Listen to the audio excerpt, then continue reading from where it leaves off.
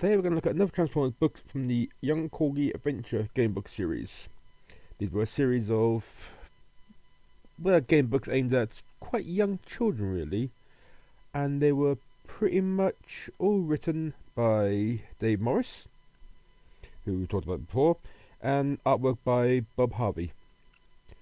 And this one's actually the final one that's in the series. Came out in 1987. It is Desert of Danger. This one is... I have to explain some of the Transform back in for some people. Well, if you don't know Transformers, you don't know Transformers, but yeah. Right. Battle of the Hybrids. On the distant planet of Nibulos, groups of heroic Autobots and evil Decepticons have settled, binary bonding their powerful bodies with the native Nebulons to create a dramatic new race of hybrid robots. Each can transform for action at lightning speed. Now the terrible battle between good and evil continues on Nibulos. You are the hero of this book. Suddenly you are thrust into the deadly struggle.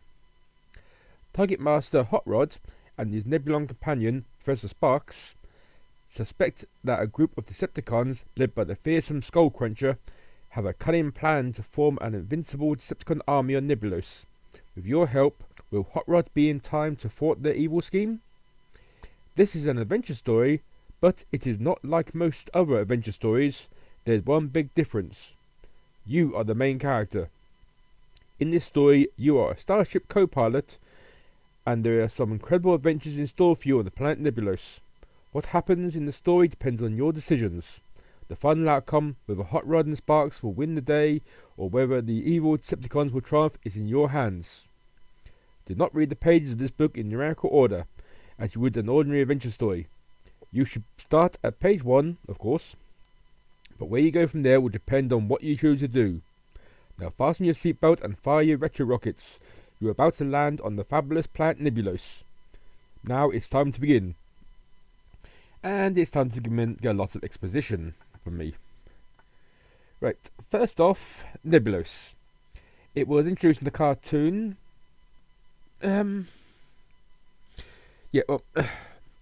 Okay, when Transformers first came out, as Transformers, basically the gimmick was the fact that they're robots that transform into vehicles. Mostly vehicles. So that was the gimmick. That worked well for the first year. Second year, same thing, but then they add the next gimmick, which was some of them can join together. So you had things like the Constructicons, which were 6 construction vehicles that could also transform as robot mode, or combined together to form the giant Devastator. This was then followed up by what was referred to as the Special Teams, which were 4 combiners, 2 Autobots, 2 Decepticons, that were originally designed for a spin-off range from another toy range, because most Transformers for the first couple of years were not originally Transformers. They were from other lines that again got imported. Kind of, it's complex. Anyway, and these new teams were 5, a bigger leader, and then 4 smaller ones that joined in similar kind of connect point. And one of the whole gimmicks was that you could swap and interchange them. This was not heavily played up, mostly because when it came to Transformers, they split them between 2 factions, and it didn't quite work. Anyway, they kept this going. The next year, they tried to think, well, what's the new gimmick going to be? And there wasn't really any new gimmick for the 3rd year. It was pretty much just carrying on the same. Coming to the 4th year of the toy range, and it's a case of, well, the toys are starting to get old. And the gimmick of, oh, they transform, it's, yeah, that's it. So they need something extra. And one of the gimmicks they came up with was the Headmasters and Target Masters. The idea of the Headmasters were, although they were a lot plainer toys, in a way, the heads could come off the robots and turn into basically little humanoid ones. And when the robots got transformed into vehicle mode, or in the case of the Decepticons, they were more robotic animals, the humanoid character could then ride on them somewhere. Either you'd be in a cockpit, they would sit in, or something like that. And the Target Masters was very much the same kind of thing, but the things transformed into the guns. Most of these were quite simple, that the guns just fold in half. The main problem with Headmasters, apart from the slightly basic transformation, is the problem with all later Transformers. When they start to make it exclusively for the Transformer line, they cut corners and make it cheaper. A lot cheaper at times. And that's led to Headmasters being a bit more bulkier. They're much bigger, so the head's proportional size, and much simpler transformation because the Target Masters, literally the guns pretty much just folded in half for most of them. And they kind of cheated because out of the Target Masters, I'd say about half of them were just reissues of previous year toys with slight changes. For example, Hot Rod, he was first introduced in the 86 line for it featured in Transformers movie, where he then became Rodimus Prime, the new leader. But what they did with the Hot Rod toy is they issued it with a new Target Master companion, which is a gun that transforms into a robot, and made the holes on these hands a bit bigger, as well as one on these engine block at the front. Therefore, the gun was now interacting with him. Other than that, it's just exactly the same toy.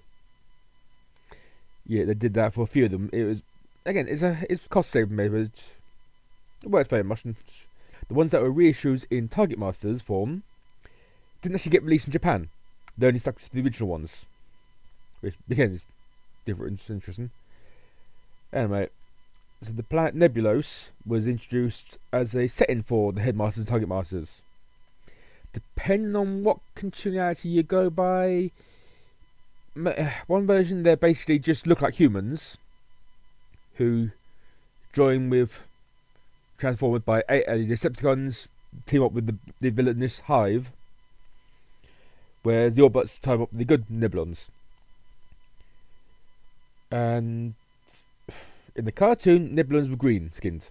They're standard green skinned aliens, and they're basically a big battle on their planet between the evil Hive and the peaceful ones. The comics, they were more just humans, pretty much looking like humans, and a lot more civilization, more of a city, and the reason why Transformers went there were completely different. There's actually technically peace on the planet, and then a war broke out, and yeah, other things like that. But so this other planet was created as the setting for it. A lot of the spin-off merchandise had Transformers separated. In the case of the ones that stayed on Nebulos were kept separate from the rest of the Transformers on the whole, because they're now on Nebulos. They of course don't interact with the ones on Earth. It's a good way to split up settings, because most things don't feature this, and the ones in the comic gave up Nebulos, went back to Earth, and then joined in the big battle all the time. And yeah, the cartoon pretty much got cancelled after they introduced them all, so it never really picked up. In Japan, it's completely different. Technically, there's no Nebulos, there was no Nebulons, so they're called. It was just actually small robots, small Transformers. Basically, the introduced idea of basically the average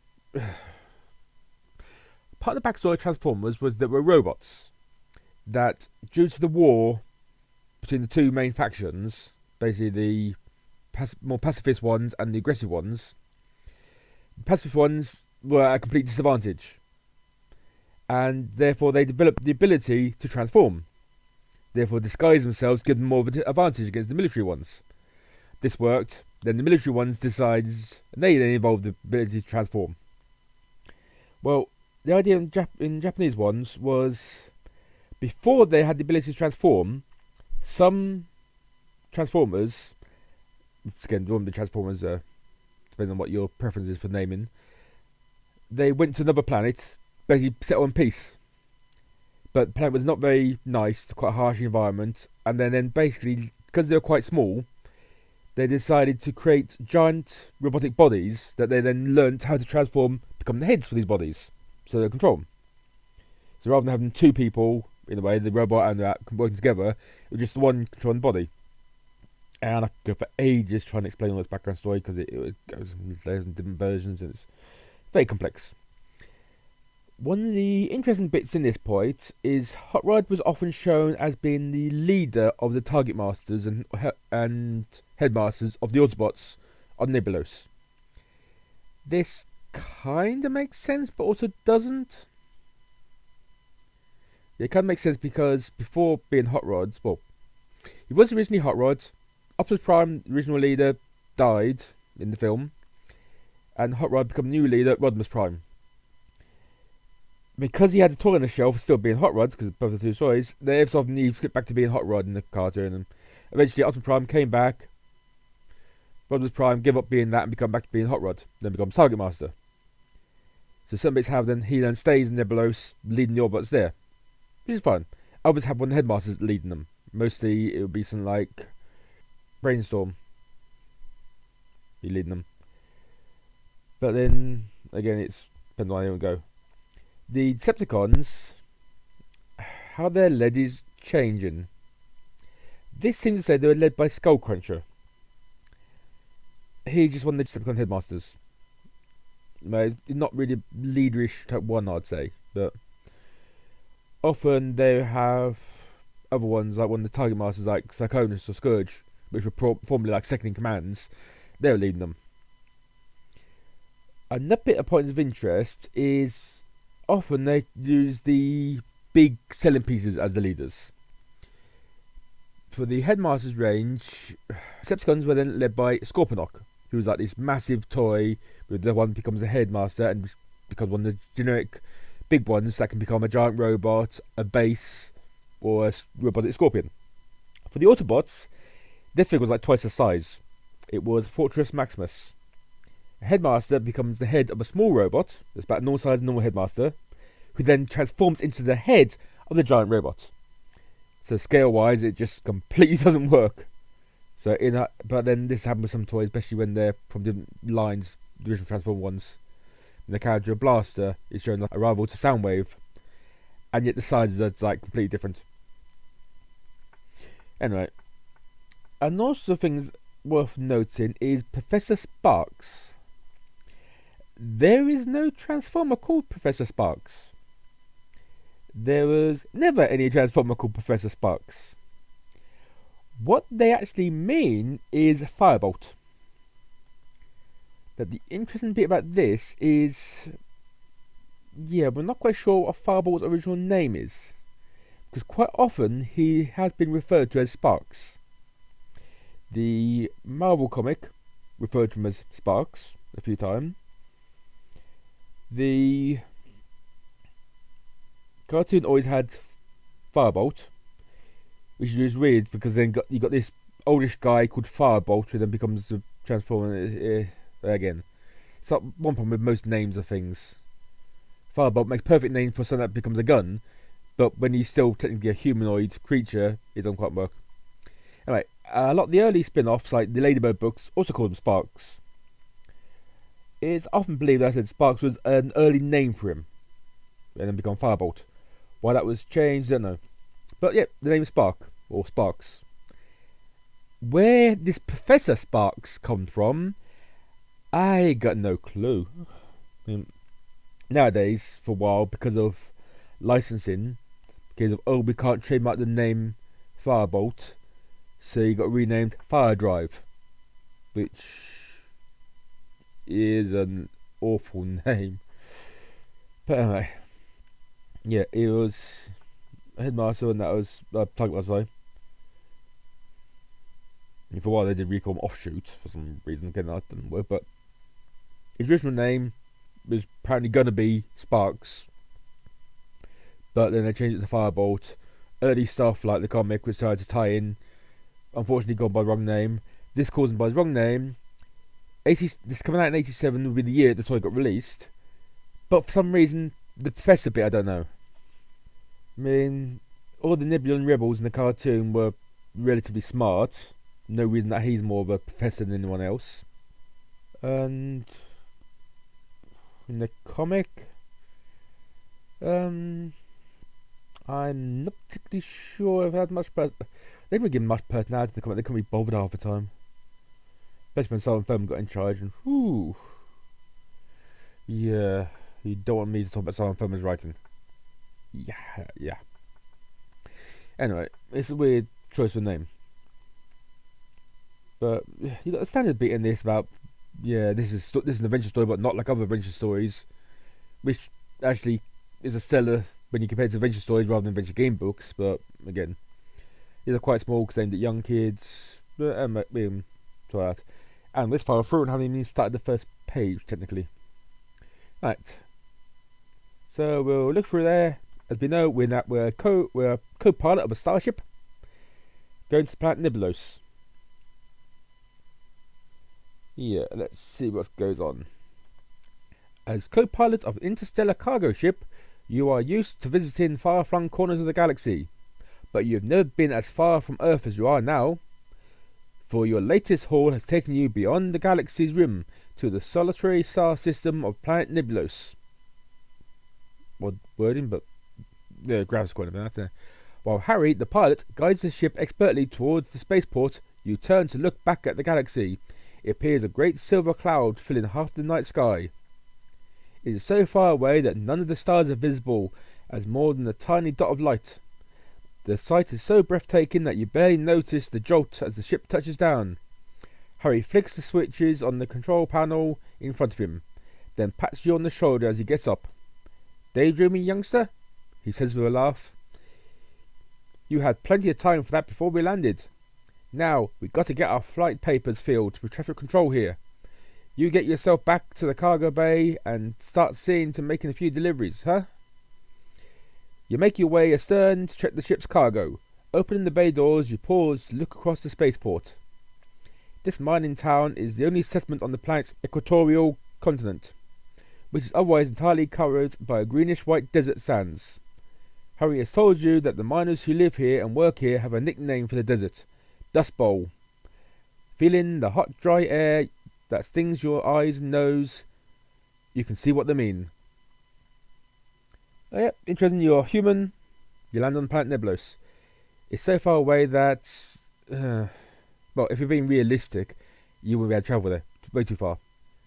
Interesting that the sky doesn't seem to have much of an atmosphere, because as you land in the port, you're still seeing the galaxy for the thing. It's a very clear night, or literally got a planet with no atmosphere.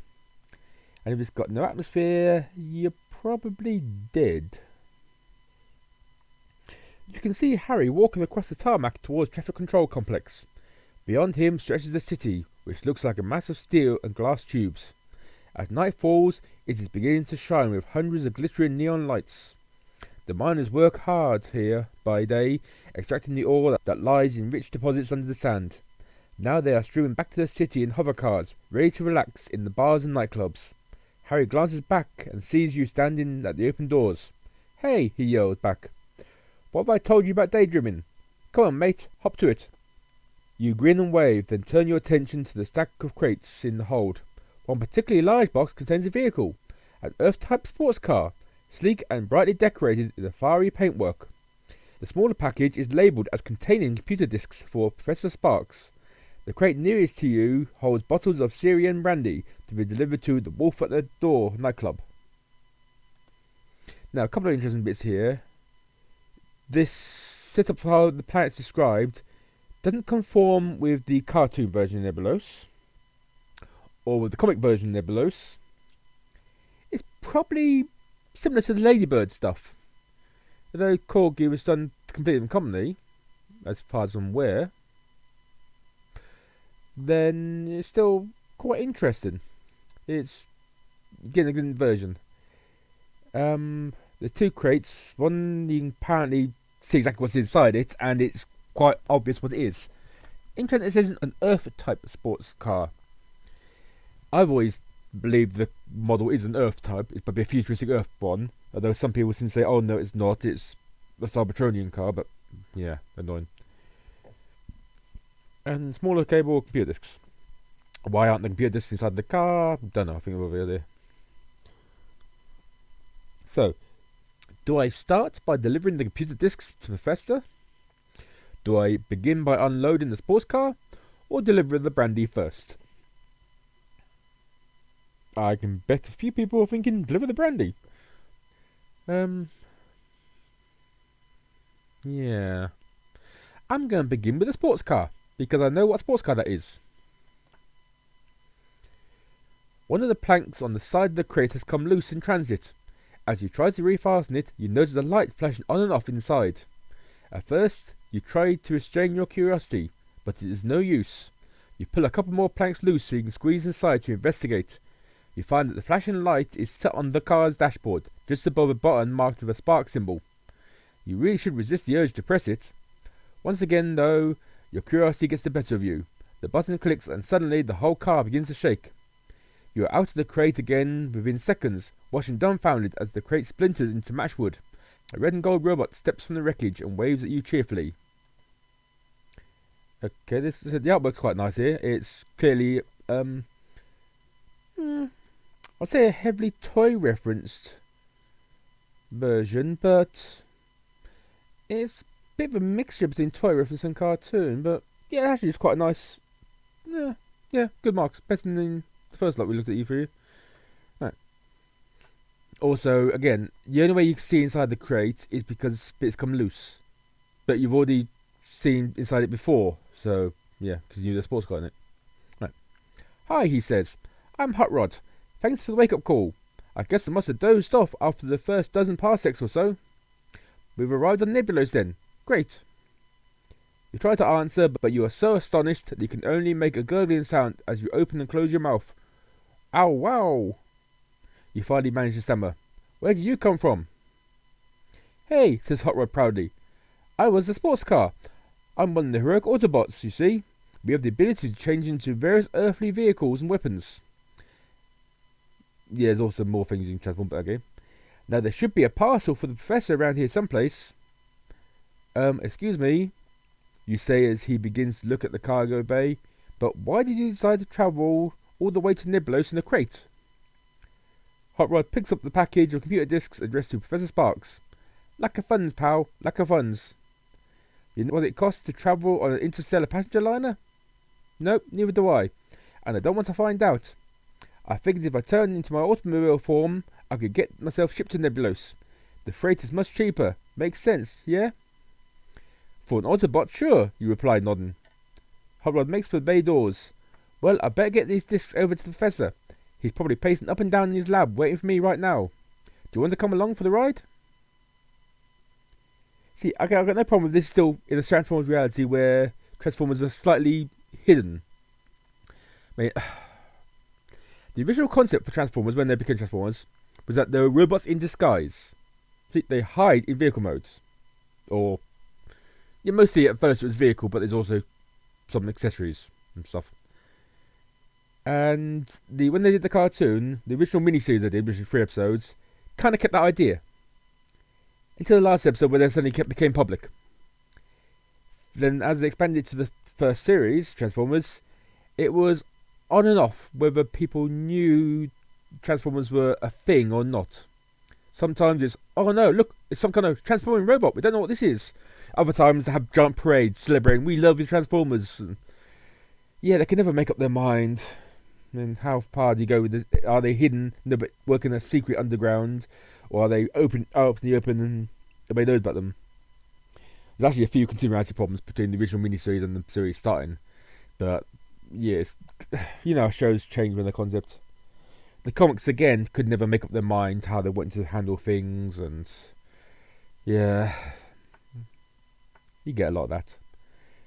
So what have I decided? Do I want to deliver that brandy, or well, the choices I can go with Hot Rod or explain that I have other deliveries to make. But the only other delivery I have to make is the brandy, and quite personally I'd rather go off in the sports car. So I'll go with Hot Rod. Hot Rod descends the ramp and waits on the tarmac while you close the spaceship doors. It wouldn't do to have someone rip off all our cargo, you say to him. He nods. For sure, but there isn't much theft on Nebulos. In fact, the only criminal types around here are Decepticons and their Nebulan henchmen. And the kind of crimes they get up to aren't theft, but something much more sinister. Actually, no, I think theft is actually a thing, no.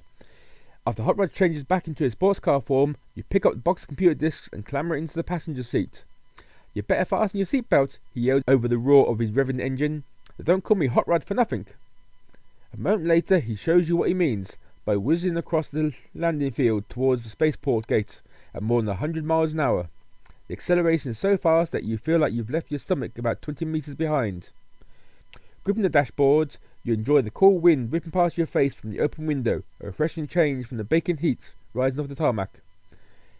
And as Hot Rod beeps his horn at a group of spacefarers who are walking towards the arrivals lounge, you both laugh at the startled expressions on their face. You think they've never seen a car driving itself before, says Hot Rod. Well, one thing, how can they tell you driving yourself? Also, you're going 100 miles an hour. Okay. Do you have much time to beep at the seafarers and observe them? Probably. Oh, something I didn't mention. Hot Rod's in the cartoon. Well, in the film, he was voiced by Judd Nelson from Breakfast Club, that kind of thing.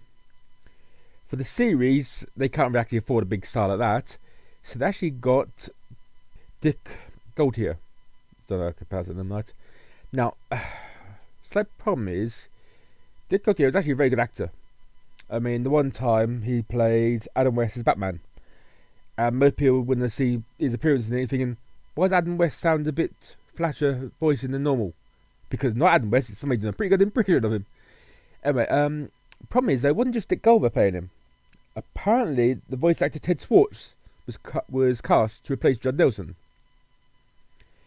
And something happened, and very quickly he basically let go, and Dick Gautier was brought in. And they probably didn't record all the lines. This happens a bit, so there's actually a few lines of Ted Swartz that appears in the final episode. Again, technical mistake. But yeah, it's not quite sure why. But still, we did a good job, carried it on. And Firebolt, which is Dr. Sparks, was voiced by Dick Gautier as well. Funny enough. I mean, hell, you're on a show where you got a person that can do a number of voices. Person does a number of voices. Simple as that. Saves money. You still pay him, but yeah. Also interesting, something about it's left some 20 meters behind. Meters?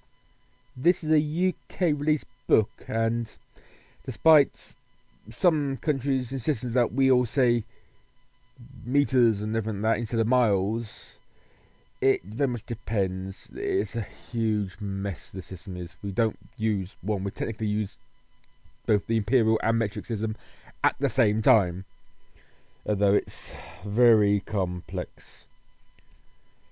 It also then leads to people like me who have then been brought up at certain periods where I will use inches and centimetres at the same time, depending on what ones are better at the time. So it makes it very confusing. But a lot of stuff is still ingrained using inches and stuff, which aren't the same as the American inches. Well, inches are the same, but some they're different, but complex. You head west out of the city, and the paved roads and tall buildings soon give way to a dirt track fringed with unearthly cacti. The greenish-white desert sands stretches off as far as you can see. After a few minutes, a low dome-shaped building comes into view. That's the professor's lab, says Hot Rod, screeching to a halt beside it. A robot about your own height emerges from the building, and Hot Rod introduces him as Sparks. The professor's a top boffin on Nebulos, he says, slapping the smaller robot on the back. I'm assuming Hot Rod actually transformed at this point, because I hadn't actually said he has. Plus which, he transforms into the niftiest electrostatic discharge rifle this side of Andromeda. This is actually correct. The original toy does describe him as an electrostatic discharge rifle. In fact, I'll just go over that. The text specs for Hot Rod with Firebolt that he dreams of great heroics, but he acts like an immature adolescent. Impulsive, friendly, not good at following orders. Often goes off his own adventures with Firebolt, his electrostatic discharge rifle, who led a quiet scholarly life as Nebulan's top atomic physics scientist until he became the thrill-seeking Hot Rod's partner. Firebolt is excited but nervous about the prospect. In vehicle mode, maximum speed 330 miles per hour, range 150 miles. 150 miles. Is that like how far I can go on a tank? So you can go at the maximum speed of 330 miles per hour, but about half an hour in, you have to stop and refill your tank because it's empty. Yeah, that's one hell of a sports car. I must say. Yeah, but again, it doesn't. Although we don't know where I said earlier, I don't know where the professor came from, but yeah, he was atomic scientist, atomic physics scientist. So yeah, it's within the tech specs of the and the background of the character, but it's not exactly. But he's not exactly been called professor before, even though technically he would be a professor. Right. Professor Sparks chuckles. My young friend exaggerates at times. I'm really quite an ordinary electrostatic discharge rifle. Don't let this false modesty fool you. Hot Rod pretends to whisper behind his hand. His atomic batteries pack enough volts to stun a dozen Decepticons. Yeah, electrostatic discharge rifle. So it's... Yeah, basically it shoots static electricity. Enough volts to stun somebody. It shouldn't be the volts. I'm sure anybody knows about electricity knows it's the volts that jolts, it's the mills that kills. Although high enough volts that will actually kill you as well. But yeah, it's not the voltage that will kill you, it's the current. Even though it's now an hour after sunset, the dry air is still as hot as an oven. Sparks notice you wipe your brow and suggests going inside. His lab is fully air conditioned. The nights are hot here, he explains as the three of you step into the core of the building. Unlike the deserts on Earth, where I'm told it can get rather cold once the sun goes down, that's because Earth sand doesn't trap the daytime heat, but Nebulon sand has a more fluid makeup with a high heat capacity. In fact, hey Professor, groans Hot Rod, covering his ears. You aren't going to give us one of your science lectures, are you? Yeah, deserts do generally get really cold at night to the point that you can actually freeze to death. So that's about right. The greenish white colour, yeah, that would suggest some heat bounce. It hasn't pointed out here, right, the small robot. Nebulons are not robots. They're actually humanoid, but organic and that stuff, who wear a suit. Why they wear the suits in the middle of a desert all the time, it's complex. I kind of prefer the Japanese origin where there were small robots. That literally said small robots that transformed. Although then they're going a bit more complex next year, but otherwise you basically got a human who somehow learns how to fold in half. And it gets a bit more complex when you realise that most of their gun barrels are pretty much sticking out their ass. Yeah. God, there's a Japanese film about that. Anyway, do I ask him to explain his scientific work? Do I ask him about the conflict between Autobots and Decepticons? Or decide that neither of them is any of my business? Ask about Autobots and Decepticons. Well, says Sparks cautiously, a lot of that is classified information. Oh, there's no harm in telling our human friends, says Hot Rod. He turns to you. All Transformers originally came from the planet Cybertron, our home planet, which has been devastated by war between the Autobots and Decepticons. Some Transformers have found their way to Earth in a spaceship called the Ark.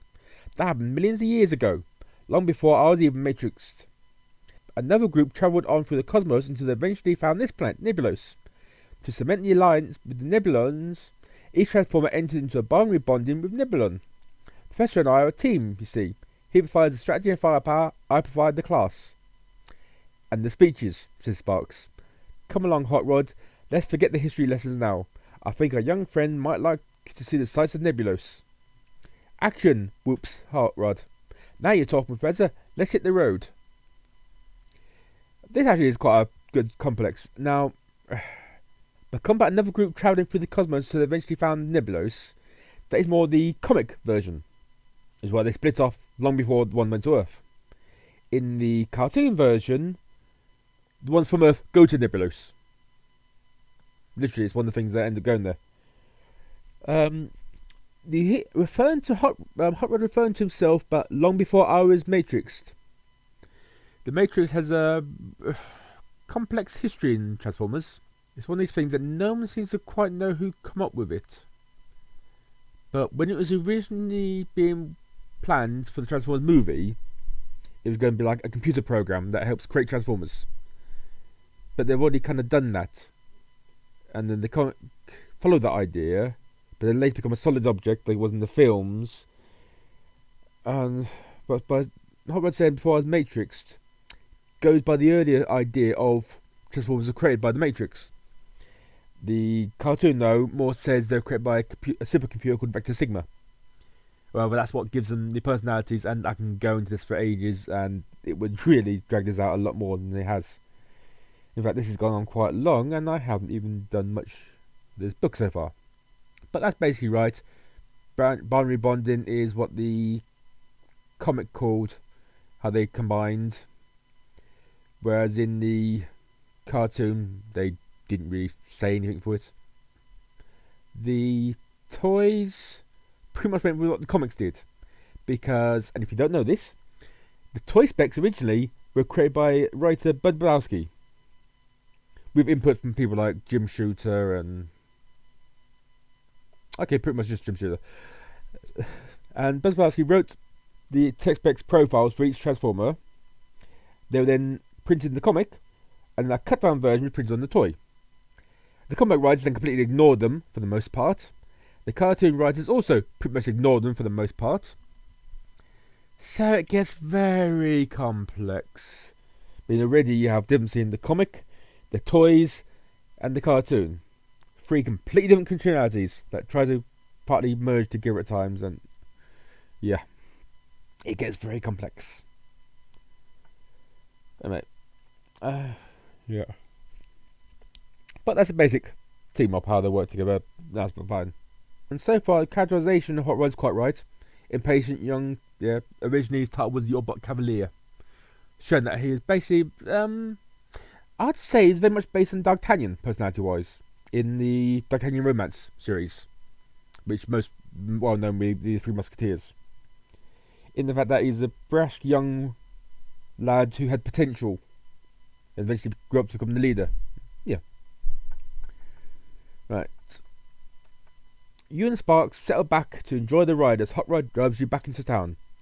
The stars of the galaxy are crystal clear in the dry desert air. As you turn to look at the moon, you spot a brief flare of light out of the corner of your eye. "Shooting star!" you cry, pointing to where it fell. "That's the second unusually bright meteor this week," says Sparks. "Normally they burn up in the atmosphere, but it looks to me as this one made it down to the ground. Perhaps we should detour and investigate. It probably came down a couple of miles off the road." "No way," says Hot Rod. "We're going into town. I know you, Professor. If we go over and check out that meteor, you'll fritter the night away on a bunch of tests and experiments. It'll keep till tomorrow." "Yes, that it will," agrees Sparks. He settles back in his seat. "Let's be daring and visit one of those nightclubs you're so fond of, then." "Right. Have I delivered the consignment brandy?" "No, I haven't delivered this consignment brandy. I'll have to do that." "You have an idea. I've got a crate of brandy to deliver to the Wolf at the Door Club," you tell the others. "Why don't we go by way of the spaceport, and then I can pick it up? We can kill 2 birds with 1 stone." It takes only a few moments to reach the spaceport at Hot Rod's top speed. This time everyone assumes that Sparks is driving the car, so that you get no odd looks from passer-by.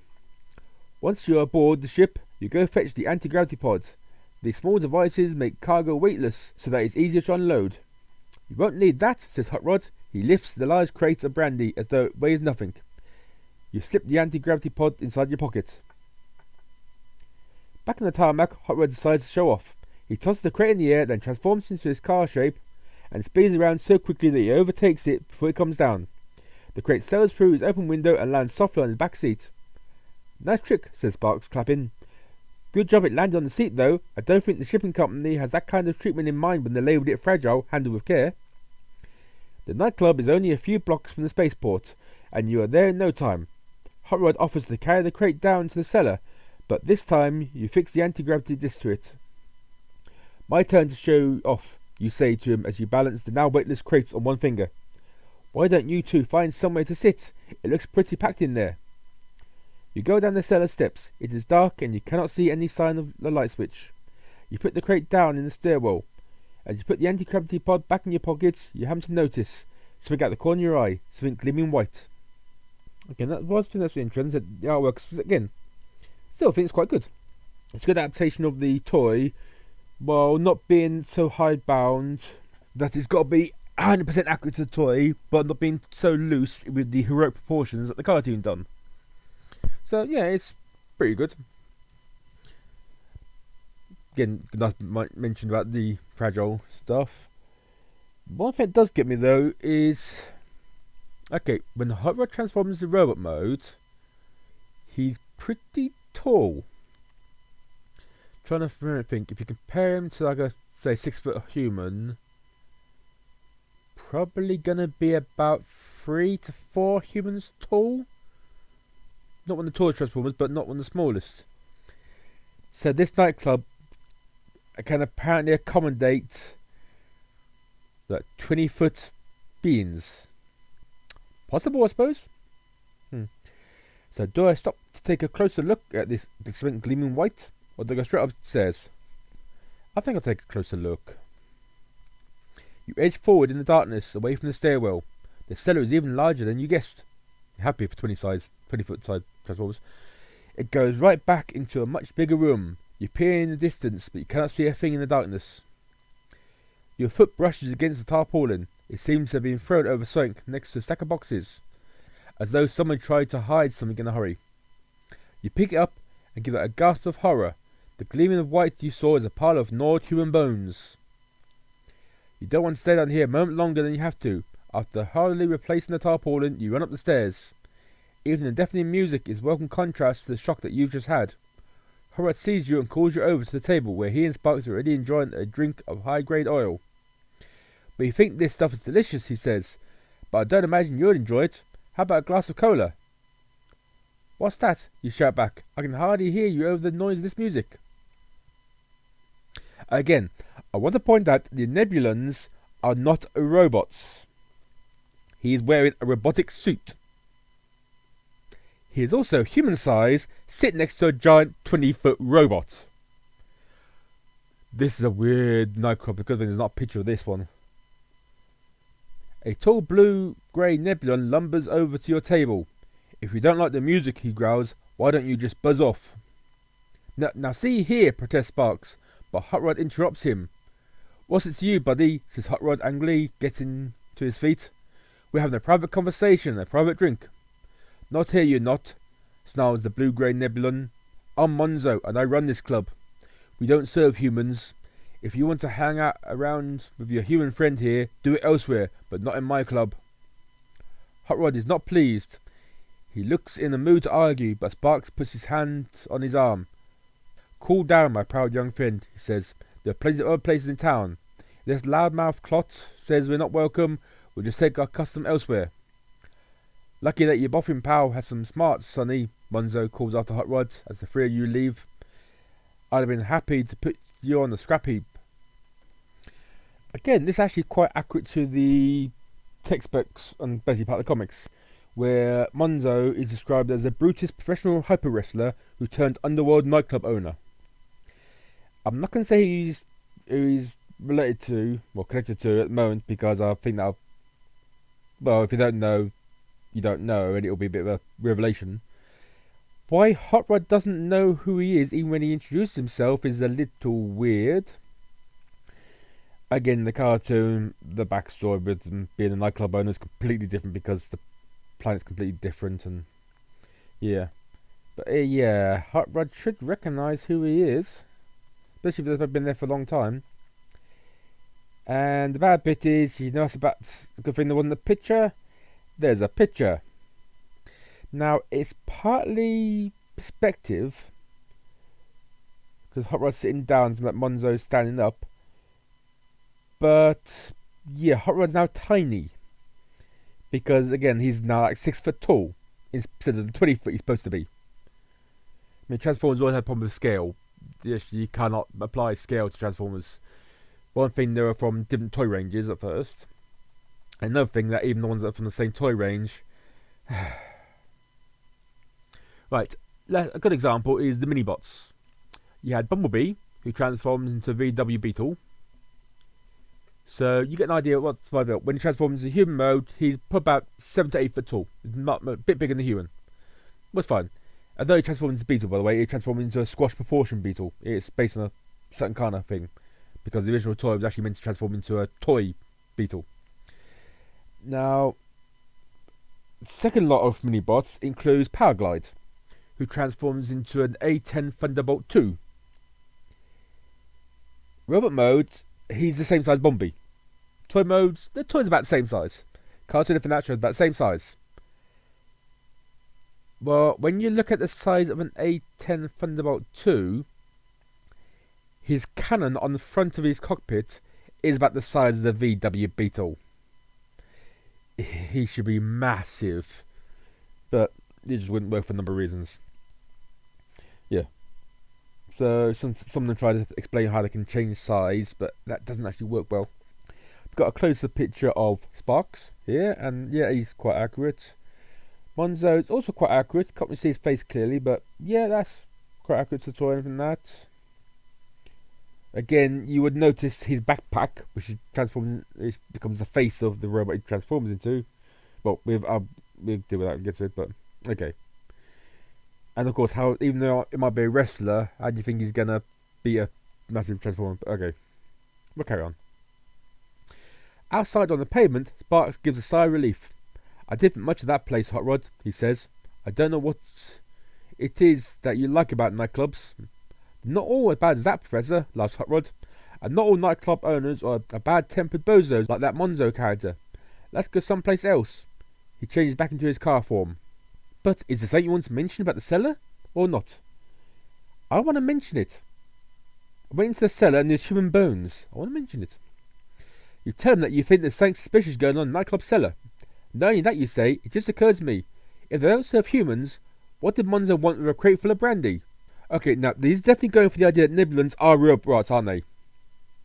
Because there is no way they're organic and this big shock order might want brandy since they drink oil. Yeah, it is. Yeah. In this reality, apparently Nibblins are robots. Which is, I'm fine with. I'm just fine with that, okay? Right. Says Hot Rod, resuming his robot form again.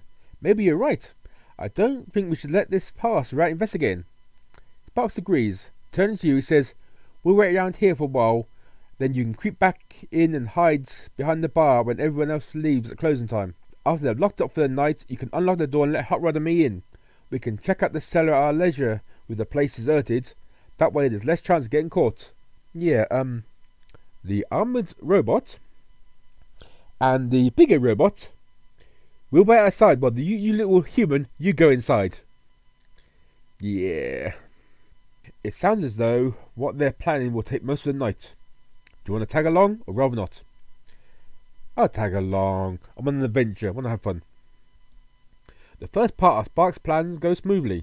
When it comes to closing time, the android bar staff are so busy getting the drunken Nibblins to leave that they do not notice you ducked behind the bar. Once you're sure everyone has gone, you peek up from behind the bar and creep over to the door. Hot Rod and Sparks are waiting outside. You unbolt the door and they dodge quickly inside.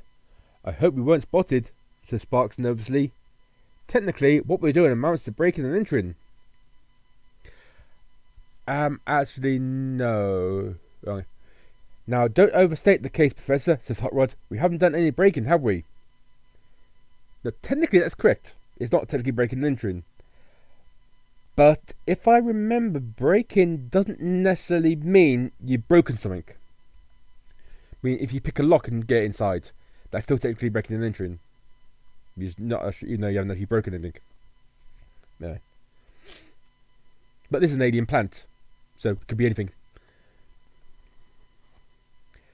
You're just as nervous as Sparks, but with Hot Rod leading the way, you descend into the cellar. At the bottom of the steps, you see an archway leading to a much bigger room. Lights are on in there, and the three of you quickly slide into the shadows. You peer cautiously into the room. To your amazement, you see a giant robot wolf that had just entered through a large sliding door in the opposite wall. It has a metallic cylinder in its jaws. That's Weird Wolf, whispers Sparks. He's one of the Decepticons. A particularly nasty piece of work, even for a band of evil rogues. A hatch flips open in Weird Wolf's back, and you see a nightclub owner, Monzo, climb out. He is greeted by Nebulon, whom he dresses as Vorath. Do you have any trouble getting it? Asks Vorath as Monzo climbs down to the floor. Weird Wolf just watches them with a look of dull savagery in his eyes. Yep, Monzo is the headmaster partner of Weird Wolf, who transforms into a giant robotic wolf. Generally shown as being a pretty dumb one. I mean, a lot of the animal ones were shown as being the animal headmasters were shown being dumb. And they always refer to the Decepticon headmasters as their trainers. Which again, fair enough. And it's actually quite a nice toy, I think, Weird Wolf. A bit bulky again because the headmaster toy is on, but he's quite a nice one. I think the Decepticon headmasters have pretty nice figures. The others aren't too bad, but the Decepticon ones really nailed the synthetics from. Now he's also talking to Vorath, who is another headmaster. He is probably the Minister of Science on Nebulos, depending on what version you go by, of course. And he is a headmaster partner of Mindwipe, who we'll get to in a second, because I'm pretty sure Mindwipe will come up. Yeah. According to text specs, Vorath said, former Nebula Minister of Science expelled from the office as results of an illegal experiment scandal. And yep, flipping out of a hatch in the back is right. That's where the cockpit is for Weird Wolf. Yeah. Monzo shrugs and glances at the steel cylinder. Not much. It was an easy task for Weird Wolf to sniff it out. Had to kill a space pilot who was taking a walk out in the desert, though. He must have seen where the cylinder fell. I expect Weird Wolf enjoyed that, says Vorath dryly. Weird Wolf puts the cylinder gently down on the floor beside him. Tore him to bits, I did, he growls. None on us can spy. Snoopers and spies all will die. Vorath gives him a look of contempt and then turns back to Monzo. I think we should go and check our tracking apparatus at the abandoned mines, he said. Maybe the pilot that you met had the chance to tamper with it before you killed him. Monzo nods. Good idea. Come on, Wolf. You wait there as the three villains leave by way of the sliding door. So do I look at the cylinder or think it's time to leave? I would like to know what's in the cylinder if they want to follow them, but it's an abandoned mine. Should be able to find that. I'll look at the cylinder. As you advance cautiously across the room, Sparks points to a second metal cylinder standing beside the door. Howard notices a glass screen set on top of each cylinder and peers inside. What can you see? You ask him, startled by the sound of your own voice as it echoes along the hall. There's a robot inside each of them, he says. They look like attack squad robots. Robot infantry used by Decepticons in the war on Cybertron. But they're floating in some weird chemical. They seem to be deactivated. Sparks has taken a look at the other cylinders. You're right, he says. These two are ASRs. But they seem to be advanced models equipped with lasers and atomic power batteries. Wow, glasses Hot Rod. An army of these dudes doesn't bear thinking about. What's going on, Professor? My guess is that these two are in suspended animation, says Sparks. As for putting the pieces of the puzzle together, I don't have enough to go on just yet. I need more facts. Okay, now that's interesting. Attack squad robots. Again, what's that? Not existed before, but some kind of generic robot that's not a transformer. In suspended animation, but they're robots. Huh? You just turn them off. Okay, it's complex. I get a choice of three things. I can suggest opening one cylinders up, have a look at the brandy I delivered earlier, or think it's time I leave. I'm going to look at the brandy, because why did you order the brandy? Why, this isn't brandy, exclaims Sparks as he examines one of the bottles. It's catalytic stimulant. In plain language, please, Professor, says Hot Rod. Sparks points to the steel cylinders. These ASI robots are in the kind of deep sleep. They must have been sent from Cybertron centuries ago. Once this chemical is added to the liquid they're floating in, they'll wake up. In that case, you begin to say, maybe we should. You don't get time to complete your suggestion. Hearing the sound, Hot Rod catches hold of your arm and pulls you into the shadows. You take cover in the nick of time. The sliding door is opening. As you watch from the hiding place, Monzo steps back into the room. We could easily handle him, whispers Hot Rod. You think that it would be better to leave now? If we captured Monzo, it would just alert the other Decepticons that someone's onto them, you point out.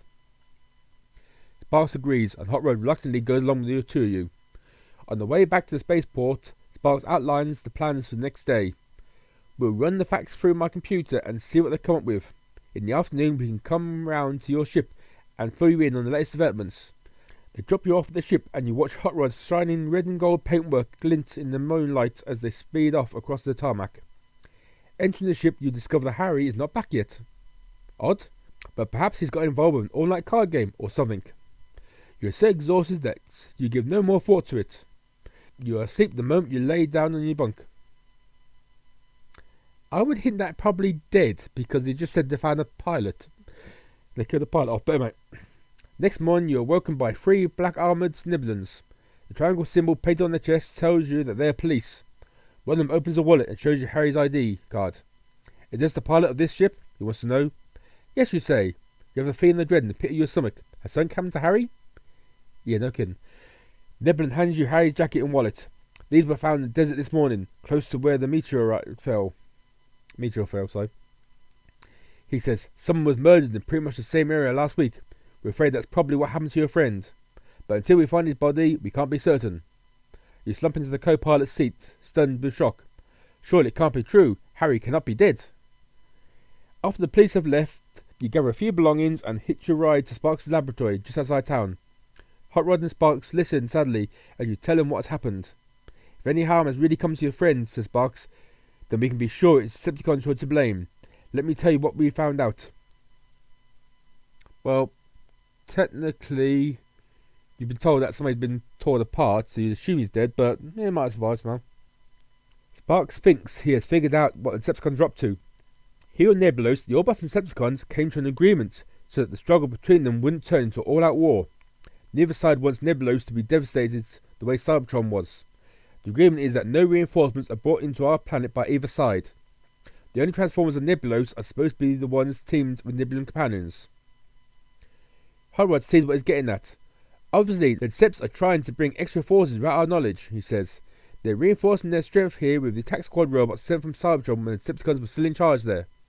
They could build up a whole reserve army by flying them here in deep space in these metal cylinders, and that's all Boss wouldn't be any the wiser. That's right, says the chilling electronic voice.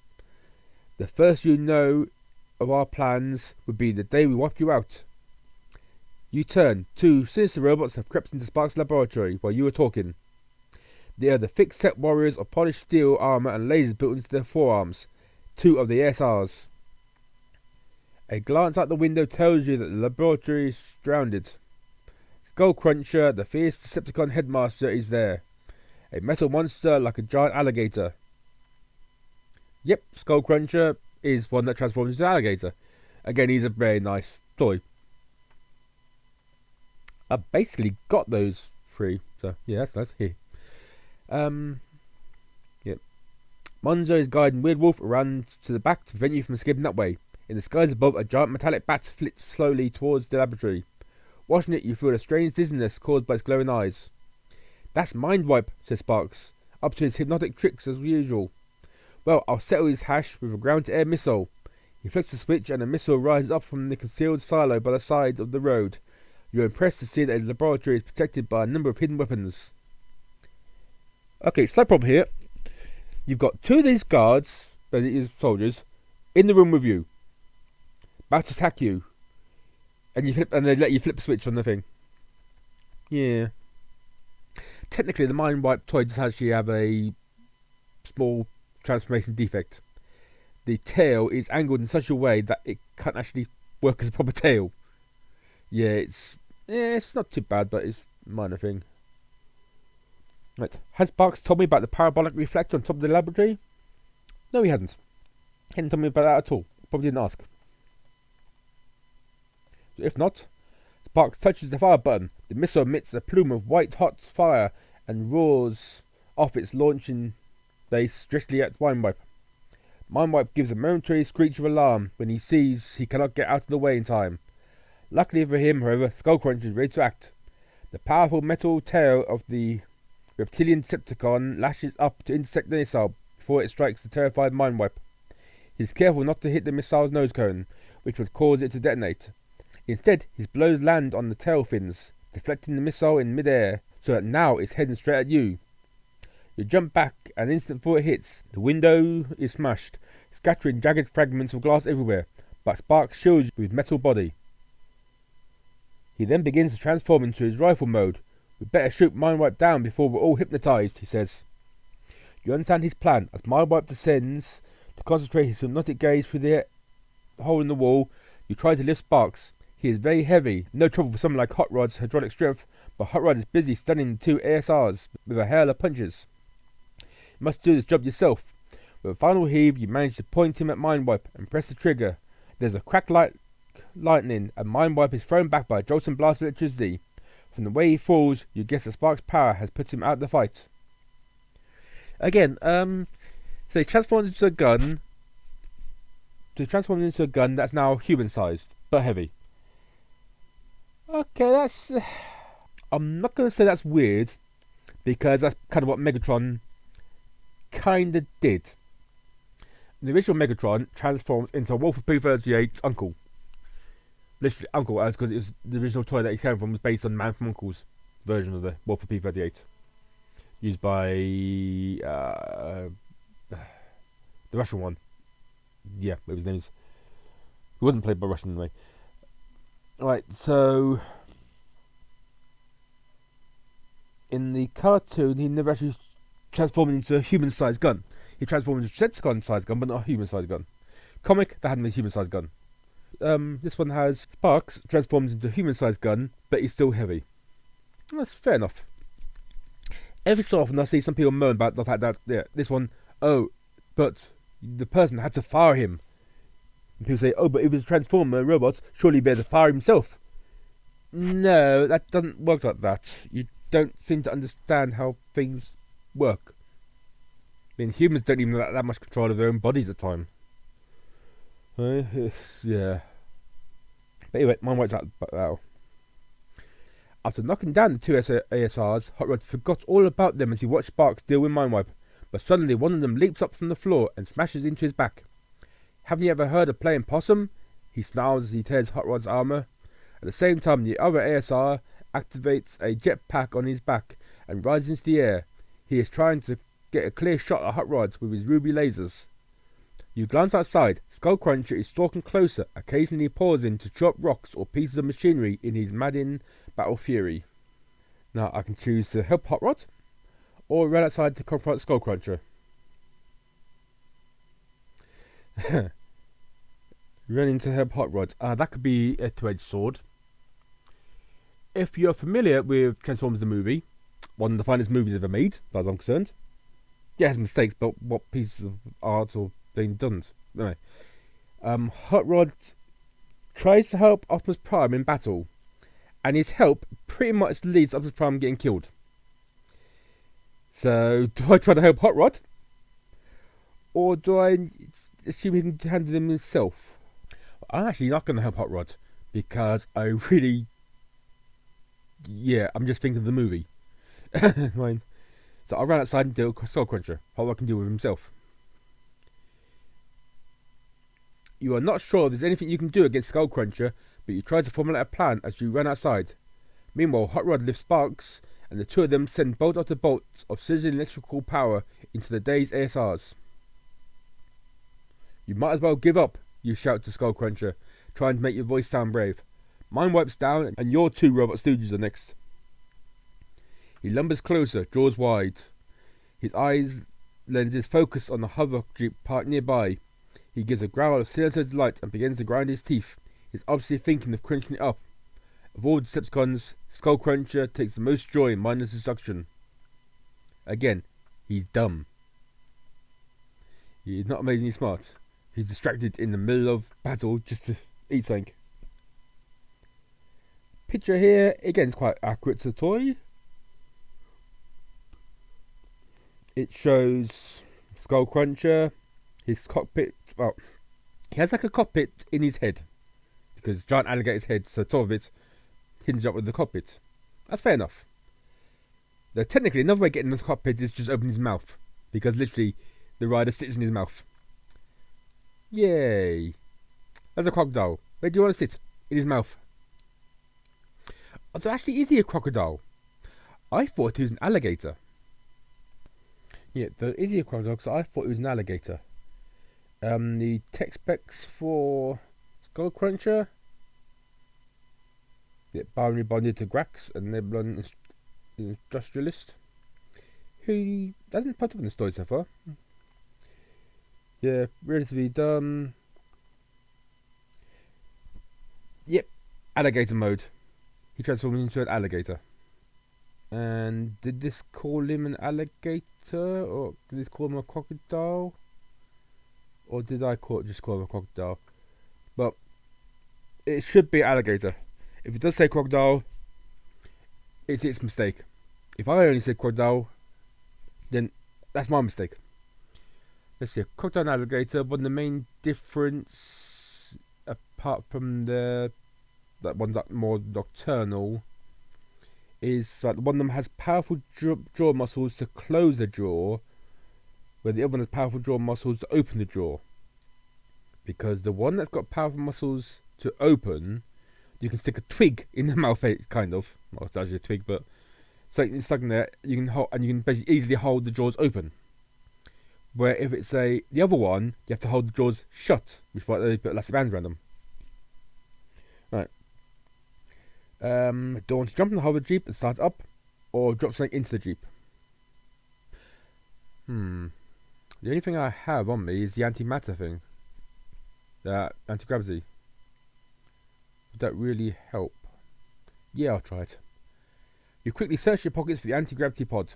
You twist the dial and drop it into the Jeep as Skullcruncher lumbers forward. Moments later, you are running for your life. Skullcruncher pauses by the Jeep, but he still has his eyes on you. He hasn't noticed that the Jeep is rising off the ground as the pod makes it weightless. Then his head bobs up and down to devour the Jeep in a series of short gulps. Go on, slow coach, you yell at him. Bet you can't catch me. He gives a synthesized roar of anger. You see his powerful legs tense as he gets ready to pounce on you. You puny flesh thing, he rages. I'll crush you like... Yep. The leap takes him right over you and into the air, where he remains floating like a misshapen bubble. The anti-gravity pod is now working to make Skullcruncher himself weightless. But with an alarm, he begins to bluster threats. You only laugh. You should chew your food more carefully before swallowing, Skullcruncher, you tell him. But any time you want to get down, just spit out the Jeep and the anti-grav pod. He knows he cannot do that. Without the anti-gravity pod inside his belly, he'll float to the ground like a stone. He is stuck until the Autobots choose to come and get him. And not a bad picture of him. Simple, but there you go. There's a heavy tread in the sand nearby. It is Weird Wolf, looping back to the front of the laboratory now that he sees what has become of his comrades. Ha, he snarls. How me you stop, little human? Show you tricks I will. Swallow little human whole I will. Actually, that way of speaking, not quite proper sentences, is actually, again, the original text specs for him. Because this guy's more speaking backwards, so... Yeah, about right. You are no doubt that he could do it. His grinning jaws slaver with oil as he approaches you. Glancing at the laboratory, you see that Hot Rod and Sparks are on the verge of defeating the two SRs robots. But will they have time to rescue you from Weird Wolf? Do I turn and run, or stand my ground and wait for Hot Rod and Sparks to help? I'm gonna stand my ground, because if I don't, he's gonna chase. Although he's a wolf, they're similar to cats. Like foxes are like cats. You run, they chase. You don't run, they give up. Hot Rod and Sparks emerge from the laboratory just a split second before Werewolf is ready to gulp you up. He immediately forgets all about you as he turns to face his deadly adversary, the Autobots. You give a sigh of relief and scramble back out the way of the battle. Puny Autobots, growled Weird Wolf, tear you to scrap metal I will. Sparks changes back into rifle mode and Hot Rod lifts him to point not at Weird Wolf but at Monzo, who's sitting on the command module on Weird Wolf's back. Yeah, that's actually about right, because you have to have the backpack slightly open at times. Else, it doesn't fully fit, but there are ways you can get it fit, mate. Weird Wolf could probably take a direct hit at this range, says Hot Rod coolly, but how about you, Monzo? Feeling lucky? Monzo flinches. He knows that a close range blast from Sparks could do him serious damage. After a moment, he throws open the module hatch and puts his hands up. He could order Weird Wolf forwards even now, but he's not courageous enough to win the battle at the cost of his own metal skin. Weird Wolf emits a piercing howl. He hates the taste of defeat, but he will take no action if Monzo orders him not to. While Hot Rod keeps them covered, you run inside the lab and put out a radio call to Hot Rod's fellow target masters. Less than 15 minutes pass before Cup, Blur and the others are roaring down the road to give you a hand with your Decepticon captives. Again, a not bad picture of Weird Wolf, with Hat Job and the Monzo sticking his hands up. What will happen to Skullcruncher and the others? You ask Hot Rod when he's taking you back to the spaceport. He shrugs. We'll have to hand the Decepticons back to their side, he says. They're covered by terms of the truce which prevents all-out robot war here. The SRs, on the other hand, have no right to be here in Niblos. They've been melted down to slag. And it should be a while for the Decepticons to try to pull a trick like this again, you say, as they open the spaceship door. You suddenly jump bolt upright, as though you've seen a ghost. Maybe you have seen a ghost. Harry is sitting in the pilot seat. I'll briefly mention the target masters they selected Cup and Blur. Cup was one introduced in the movie at the same time as Hot Rod, and so was Blur. And they were the only other two target masters for the Oddbots that were reissued of previous year's toys. And yeah, again, slight tweak. Again, I have to think I've commented about this on the back-in of the idea of Niblos. They've got peace between the Oddbots and Decepticons to stop war, but the Decepticons are trying something. I like the idea. It's similar to what they kind of did in the comic, but only very briefly. So yeah, it's not really a thing, and it's definitely not what they've done in the cartoon. So it's an interesting take. It's completely different from any other take I've seen on these, really. Yeah, it's quite interesting. Anyway, the other target masters are all original ones, and those that get mentioned here, probably because they're just mutton a bit at the end. Harry looks very bleary-eyed, and he's nursing an aching head. When you ask him where he's been, he winces. Not so loud, please, mate.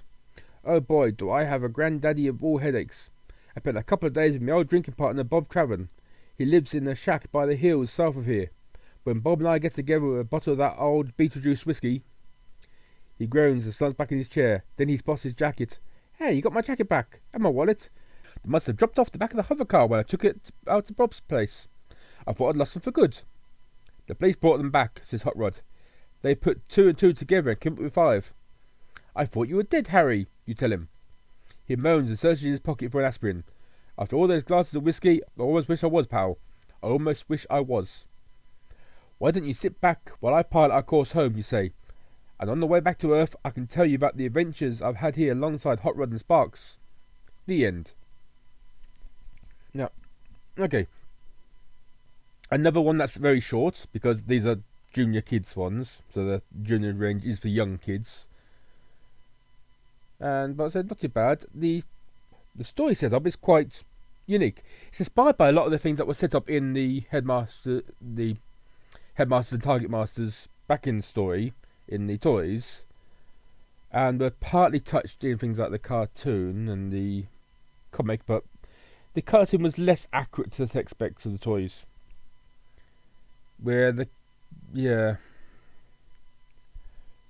Although I'm pretty sure the intro is supposed to have said that Skullcruncher was leaving the Decepticons.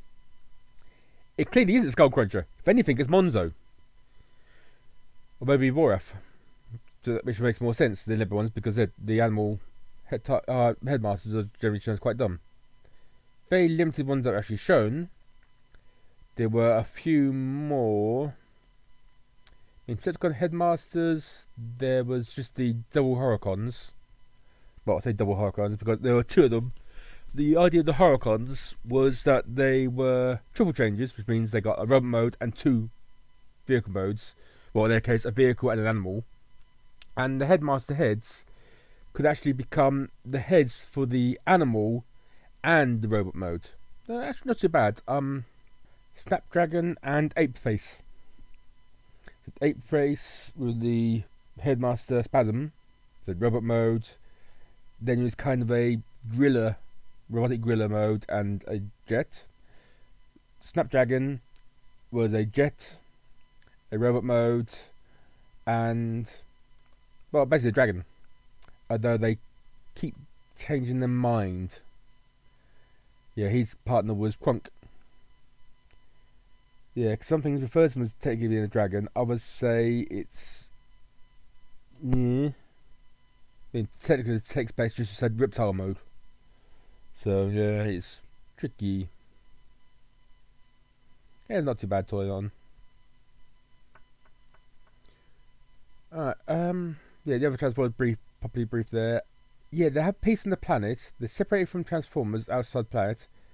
Hot Rod, for some reason, has gone away to Earth and then came back. Apart from probably for whatever the discs were that Firebolt wanted, Sparks. I'm not quite sure why Hot Rod will go. I mean, it's not really part of the story. You don't need to know it, but it is quite interesting. You know, why did he go off? Why did he go after him? It's kind of interesting that Monzo and Vorath are quite prominent in the story to an extent, but that Grax isn't, which is the partner of Skullcruncher. Oh yeah, Attack Squad robots. Well, if they're Attack Squad robots, why do they call them robots? The Attack Squad robots. Yeah. They seem to be mindless robots. They do talk quite a bit, but they don't seem to be Transformers. Also interesting, said Nebulons being robotic ones. Now, I can see where they get that idea. It would explain how they transform and what they looks like, and it's only really the cartoons and the comic that said they were originally organic. There's nothing in the original toys I can think of that ever said anything about that, about them being organic or not. So yeah, it kind of makes sense. So I've got no major problem. Because again, the Japanese idea were the robots. They weren't separate Nebulon species. They're ones from Cybertron that land on Planet Master, which are why the head ones became Head Masters, and the guns became Target Masters. It gets more complex later on, especially when you talk about the God Masters. Okay, but yeah, I think that's right. It's not a bad story. It's Dave Morris doing it. A bit short. The pacing quite quick. But the same, if you've got not many pages, you have to move at quite a fast pacing. And there are a few bits I'd like to stop and think, what's going on? What's this? But yeah. Yeah, I think it works quite well. You still never quite figure out some of the stories. From the information I've got, there are apparently like 10 different endings, being actual game overs with only the one that's successful ending. Which is different than some stories where actually had adventure game books where there's no way you lose.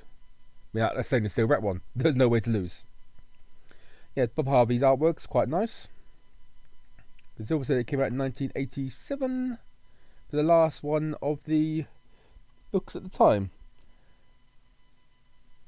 I haven't got any access to any of the other Transform ones they wrote though, which were, I think the first one was Dinobot War, then Impel from the Stars is covered, then Island of Fear, Highway Clash, Swamp of the Scorpion, and then this one, Desert of Danger, which followed pretty much the comic line. I mean, the first one came out in 85, that was 87, so quite good run. Anyway, hope you enjoyed that, and that'll be it for today. Next time, don't know which one I'll cover. You have to find out then, won't you? Bye then.